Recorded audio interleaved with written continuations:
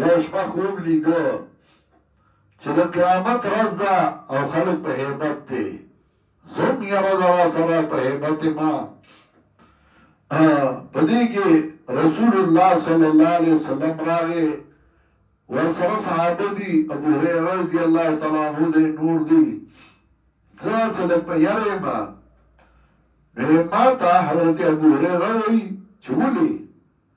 ما چې د قیامت ورځ ده حساب کتاب شروع دی یره ورا سره وی خندل ما ته وی چې ته خو د الله مهربان یې تا قرآن نو ویلې نزلا من غفور الرحیم تا خو به د قرآن خدمت کو